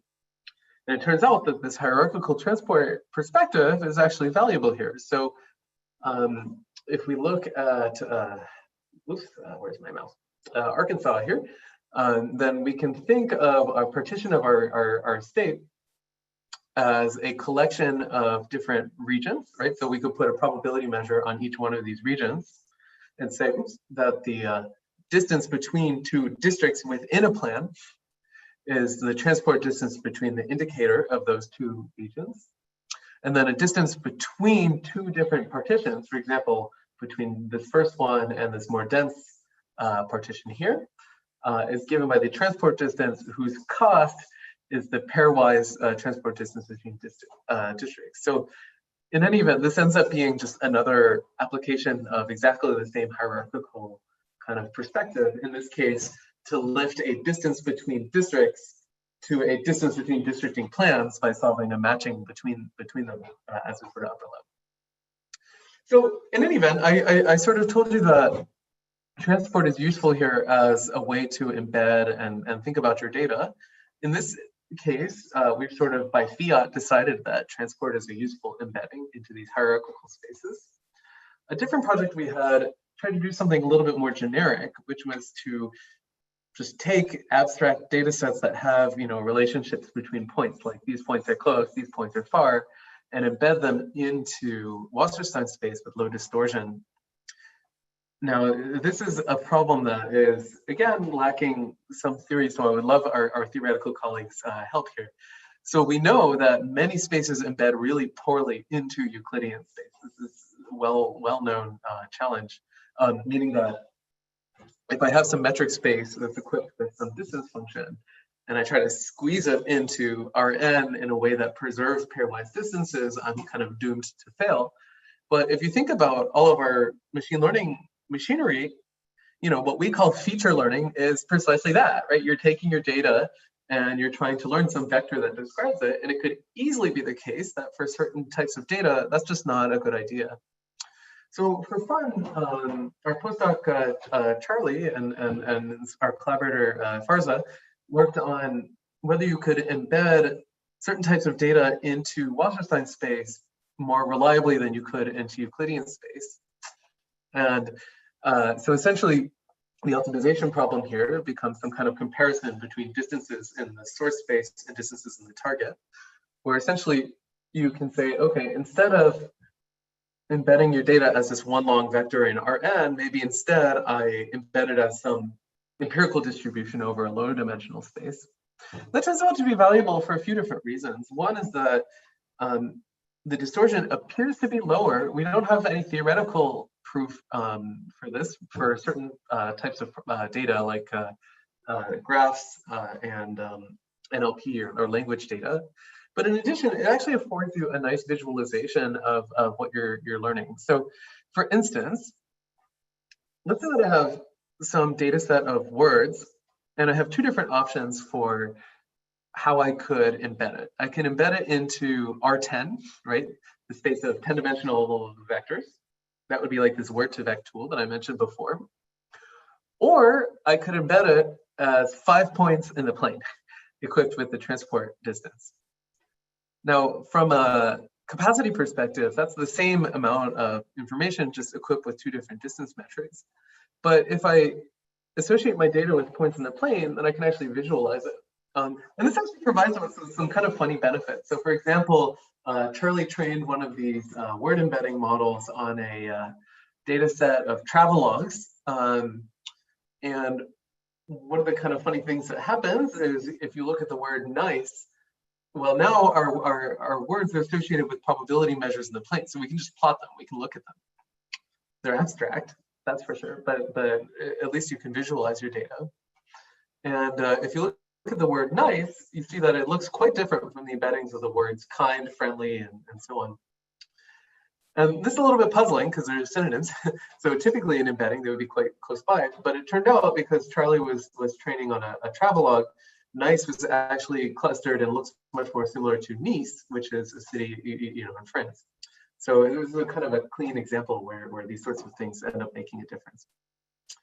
So in any event, if we step back a little bit, I thought now I'd tell you about a completely different application of transport in a different branch of machine learning. And what we'll see is that you end up in a very different space computationally, and you end up with a very different regime of algorithm.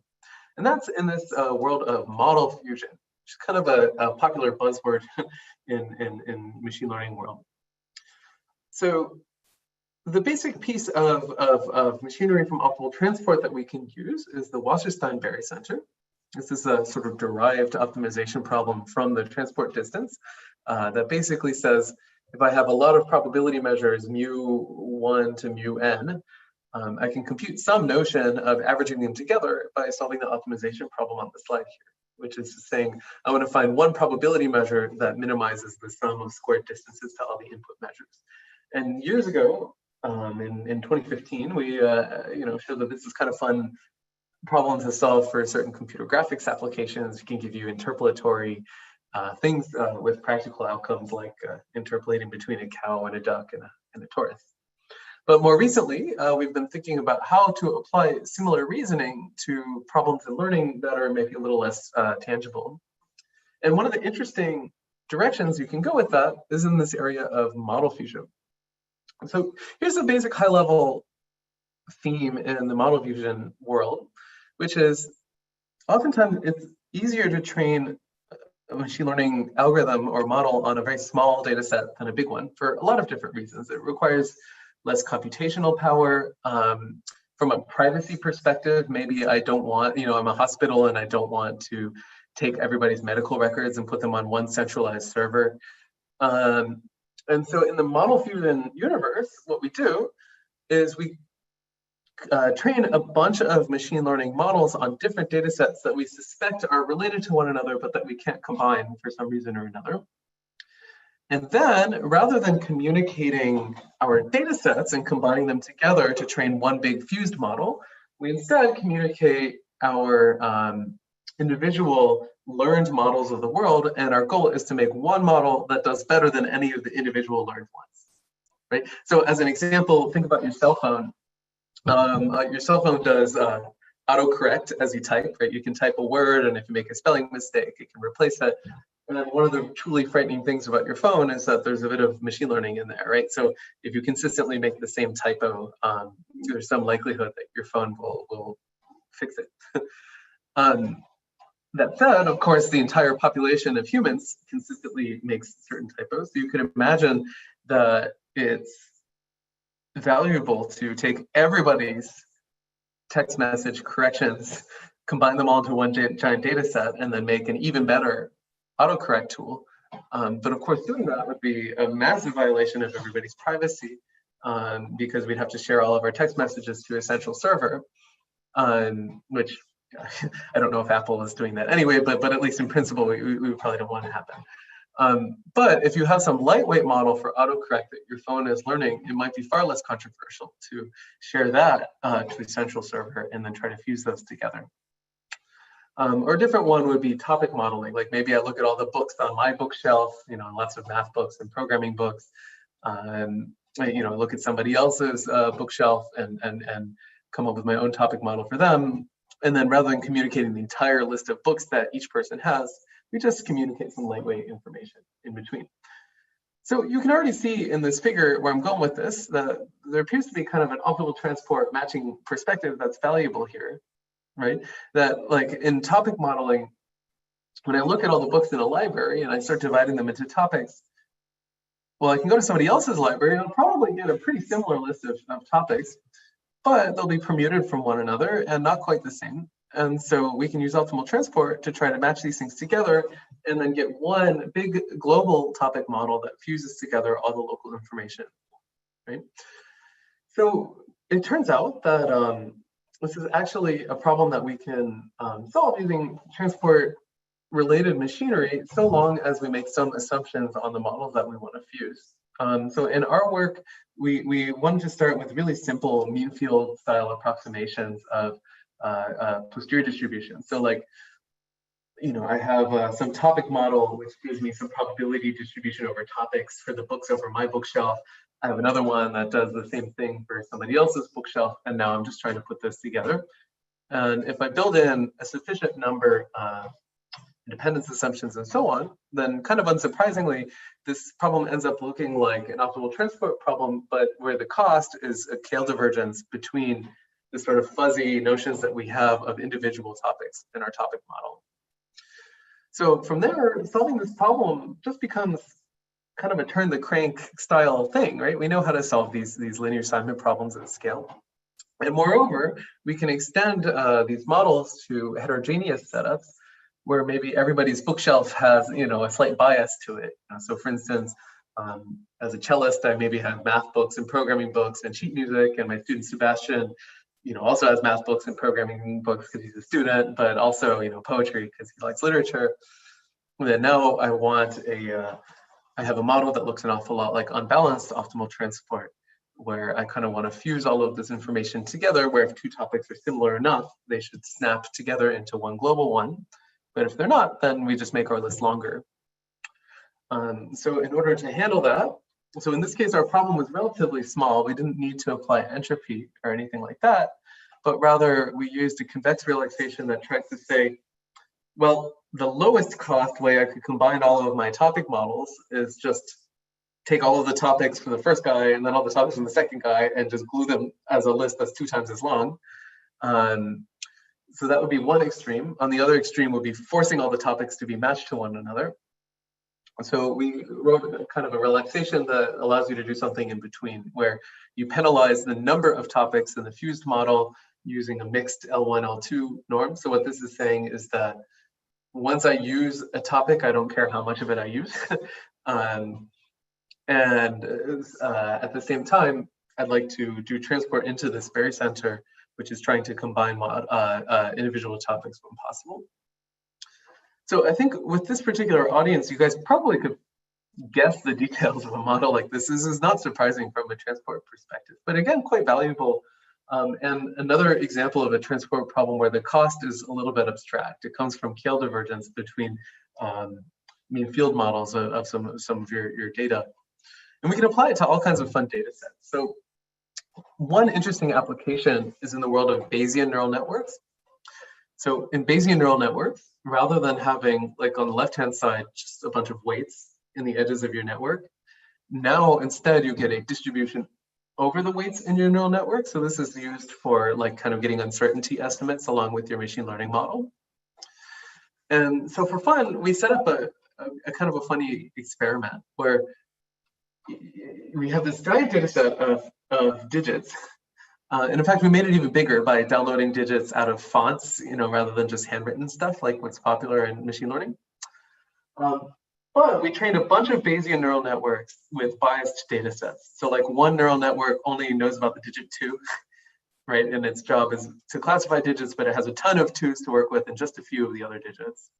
And we did that with each of the different digits just on the handwritten data. And now we can make visualizations like what you see on the slide here. So here from left to right is high confidence to low confidence, right? So this is obviously the neural network trained on the digit 2. And you can see that it's really, really confident labeling the number 2 and far less confident labeling the other digits. So if you do one of these for each of the digits, then you get a bunch of neural networks that are really good at one digit and like kind of okay at all the rest of them. And if you use this transport-based machinery for fusing the models together, what you get is something kind of interesting. So we only trained those models on handwritten digits, and then we held out the font data set. And in the fused model, what you get is something that is high confident on basically all of the digits in your data set equally, but less confident as you go from left to right on the fonts because it hasn't seen font data. It's only seen handwritten digits, right? So the digits that it's confident on are only the ones that are either handwritten or kind of look like they could have been. Now, of course, one fear when using a fused model like this is like, well, okay, I've sorted them based on their confidence, but maybe they're just all really low confidence when I fuse the models together. It turns out that that's actually not the case. So the accuracy increases and the entropy decreases in the fused model relative to the input data. So in any event, in this kind of vignette, essentially, rather than using optimal transport as a way to embed our data, we're using it as a way to compare learned models, and we end up in a very different place. We have a second piece of work that's sort of in a similar space, but I think you'll hear about that on Thursday from Claude, so I'll let her fill in the detail. So let's see. Well, do I have any time remaining? Yeah, my remaining 5 minutes, I can quickly sketch out maybe one more short thing, and then we'll call it a day and answer any questions that y'all have. And that is using optimal transport for inference. And so far, we've talked about it for embedding your data. We've talked about it for fusing or comparing models. The last one is for actually improving your inference procedure. This is an idea that's gone back quite a while, right? So for instance, there's this idea of a minimum Kantorovich estimator, which says that rather than maximizing likelihood, maybe I want to minimize the transport distance between the empirical distribution I get on my data and my model. And this has some nice properties that have been leveraged, for example, in the sort of GAN universe to make for some nice results. So maybe I'll sketch out one of the two things that I was going to mention, and then we'll call it a day. And that is in the area of simplifying your data. So here's the high level perspective. So before we all cared about deep learning, there was this other machine learning tool for classification called the support vector machine that was quite popular. The basic point here is that you have a data set of positive and negative examples, and the support vector machine tries to find a plane that separates the two, right? And in particular, the plane maximizes a problem which is trying to give the biggest margin between the positive and negative examples. This is the kind of the picture that you see here. And what ends up happening in the SVM problem is that only a sparse set of your data points actually mattered for solving the SVM problem. These are unsurprisingly called the support vectors. And those are the ones that are circled in black in this image here. And I could have removed all of the other points from my data set, and the result of my SVM inference would not have changed. But there's a chicken and egg problem here, right? That I could throw out most of my data set, get the same separating hyperplane. But in order to know the part of my data set that I can throw away, I need to solve the SVM problem, right? Which is frustrating. So in any event, this leads to this idea of a core set, which is basically a procedure for subsampling your data in a way where you want to bound the degradation of your learned model in a conservative fashion, right? So you have some data set, you want to throw away data points that you're pretty sure throwing them away is not going to affect your learning procedure all that much. And there's actually hope for doing that because, like, for instance, in this SVM problem, relatively few data points influence your hyperplane anyway. So one of the kind of nice observation that our student Sebastian made along with Ode is that you can write a lot of core set language in optimal transport kind of terminology by replacing sums and averages with expectations. And doing that actually leads to some really nice ideas where essentially one of the sufficient conditions for being a core set for a machine learning problem, in other words, being a subsample of a data set that gets similar performance to the original one, is to simply be close in the transport distance. In fact, it turns out that depending on the sort of class of functions that you're considering in your learning problem, you end up with a different transport or matching problem, MMD, W1, or W2. This allows us to do a few things. So for one, you can prove some nice sort of high-level properties like, if I push forward a core set through a map, I still have a core set, but with a different constant. But it also allows us to make really generic machinery for computing core sets, basically by reusing the algorithms we already have for minimizing transport distances. And this is pretty nice because typically in the core set literature, the core sets only apply to one learning problem at a time. So like the algorithm you use for an SVM core set is different than the algorithm you use for a k-means core set. But here we've proven just a really generic condition, which is that as long as you're close in transport distance, then that's sufficient for being a core set for a whole set of problems that fall into a particular class. And so this was a nice thing that we could sort of pair with the empirical algorithms that we already have on hand to get some practical results. In any event, as promised, I've run out of time, so I'll skip over the last little bit here. And as a quick recap, essentially, I think there's really exciting challenges in applied transport across the spectrum, including computational aspects, statistical aspects, but really, to me, the third tier here, this application piece, is one that we can all really start seriously considering and seeing how close we can get to a general purpose toolkit. I don't think we're quite there yet. I think, as you can see in this talk, with every application of transport we think of, we end up going back to the drawing board, both algorithmically and theoretically, to come up with the right combination of ideas and tools.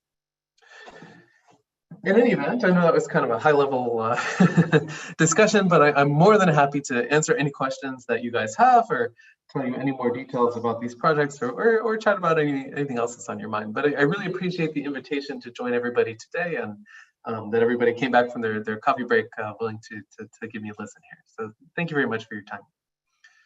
Thank you, Justin. Right, thanks, Justin. Right, so it's kind of quite interesting to see the plethora of examples and applications and possibilities, and it really kind of stimulates, as to, kind of what us more mathematical guys can say about it, right? So are there any questions? Right. Yeah, I have just two questions actually. So just to be very specific. So Justin, first of all, thank you very much. A very nice talk. I mean, the way how you explain everything, connect everything was very nice to see. Oh, thanks. Okay, so the first question is, when you show the results for k-means, support vector machine, etc., you know that, for instance, in support vector machine, you have some parameters, such the kernel function, the transformation function, where usually we make use of radial basis functions, but you know that other functions are possible as well. K means, well, the K, right? So for the result that you show, well, which parameters do you employ for training your models? Sure. Yeah, that's a great question. So for k means here, we just varied k. You can see in the horizontal axis in the top three plots. So the state-of-the-art k means core set is the green line. The vertical axis here is the error of k means, or like kind of the cost, I guess. And yeah, the color, the other two colored lines are the results of this algorithm. Now, k-means is a really special case because if you think about what optimal transport is trying to optimize when your variable is an empirical distribution, in some senses it is exactly like some balanced version of k-means. So it's sort of unsurprising that if you are close in transport distance, then you're not going to mess up the k-means problem all that much. But on the other hand, of course, the computational problem of finding a core set looks an awful lot like k-means. So there's a bit of a chicken and egg problem there. That turns out to be okay. I mean, we have algorithms for optimizing, but they could be faster. I think there's a lot of space to improve there. For SVM, again, I think the green curve, yep, I'm sorry, I'm double checking my plot here. Yeah, the green curve is again the state of the art, and we looked at the size of the problem. I do think for the experiment here, this was, I'd have to double check with Sebastian and Ode. You can ask Ode later this week. I think in this case, we did not use a kernelized SVM, but you're absolutely right that, in practice, that's not what people do, right? Like they use some radial basis, and that could affect things here. I don't think that will affect the theory that we've written down, but it is a good empirical question. I don't know if like your radial basis function. Oh, okay. For instance, if your radial basis function got really small, then I think you could increase the number of support vectors a bunch. So like that original schematic that I drew for you wouldn't really hold anymore. I think probably your classification also wouldn't be very good in that regime, but yeah, no, it's a great question. I actually don't know the answer. Well, okay, and with regard to regularization, did you make use of regularization in DEX experiments? No, yeah, so this is a good high level point. So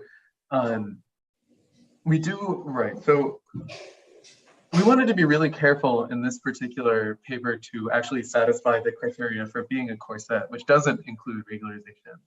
I think empirically in some of the experiments, we did throw in, like you can download this thing on archive. Like there are some experiments with regularized transport that have similar behavior, but since we can't prove anything about it, we didn't really feature it. I think there's a possibility that it's okay. In particular, we show that like when your function class of your learning problem is in a certain RKHS, then being close in MMD distance is sufficient for being a core set, and then you can come up with other conditions for being core set that are from transport. And as we know, regularized transport is somewhere between MMD and Wasserstein.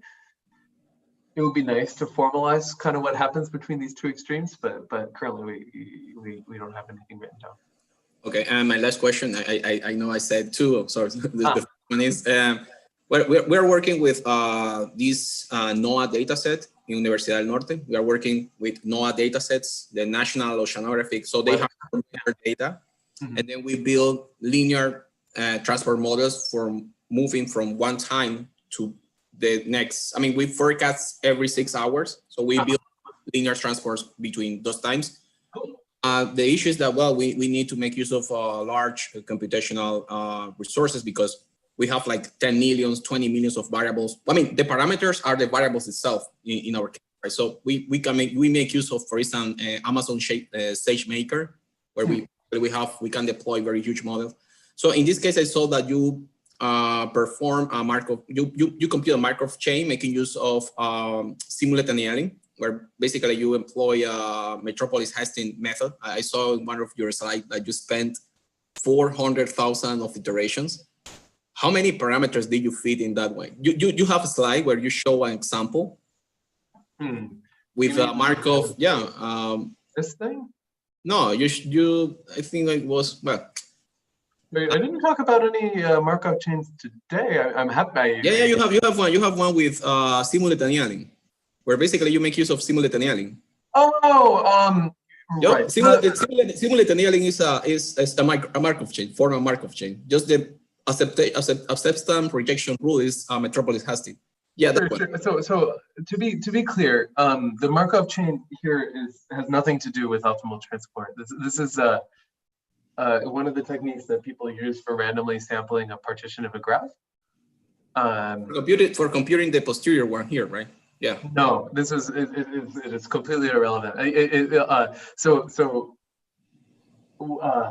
Right. So certain folks like Wes Payton at CMU comes to mind because I'm looking at.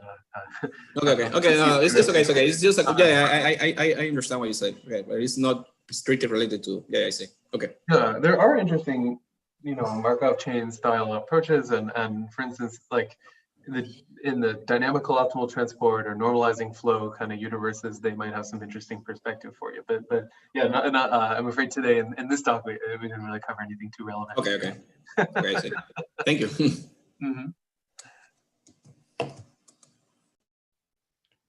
All right. Are there any further questions? Right. Hi. Hello. So I was recently looking at this paper where they did this word embedding into hyperbolic space.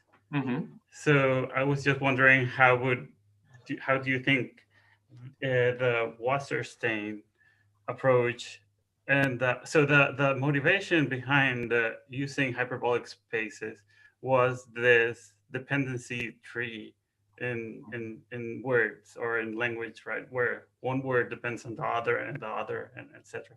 So they were using the higher capacity of hyperbolic space basically. So how, I just wanted your comment on that. Yeah. Question. Yeah. So specifically for words, I'm not an expert in, like, I know that there's all kinds of models and some combination of mythology and fact in that universe in terms of embedding and how that has to do with relationships between words and sentences and so on. There is an experiment in our research paper for graphs, and that I can speak to much more intelligently. So, right. So in particular, one experiment that you could carry out would be to take a graph and try to embed it into a space, to try to embed each vertex as a point in some space where the distance between vertices looks like the shortest path distance along the graph. This is well known to do poorly in Euclidean space. So in our experiments, kind of a funny thing happened. So we tried a bunch of different random graph models that people care about in practice, like what is it, Erdős-Renyi is the simple one, or like random dot product, whatever. And we found that, and we compared to this hyperbolic embedding in that context. So I can speak a little bit more intelligently to it in that universe. So what we found, which is actually really a nice little alignment of theory and practice. So people propose embedding graphs into hyperbolic space when they look like trees. And the reason is that trees kind of branch out, obviously. And so this extra kind of potato chip structure in hyperbolic space can account for the fact that you need more branches as you go down the tree. And indeed, what we found is that our embedding model outperformed the hyperbolic embedding model for almost all of the random graph generation techniques we could kind of dig up in Python, with the exception of random trees where the hyperbolic embedding works better, which I think is really cool. I mean, it's nice when theory and practice align, and indeed that's what's predicted. So I can't speak to the language models. I definitely don't know what goes on in that universe, but at least in graphs, things seem to align pretty well. Okay, thank you. Thanks.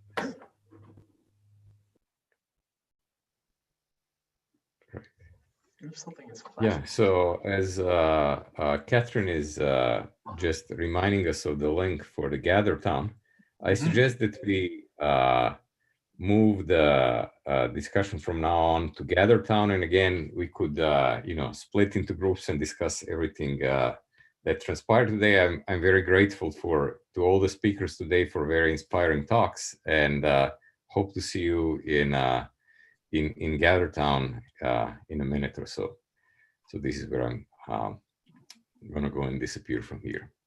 Right. If not, then see you tomorrow. Remember, tomorrow we start earlier. So Waynan is gonna speak at 8 a.m. Central Time, so Minnesota time. All right.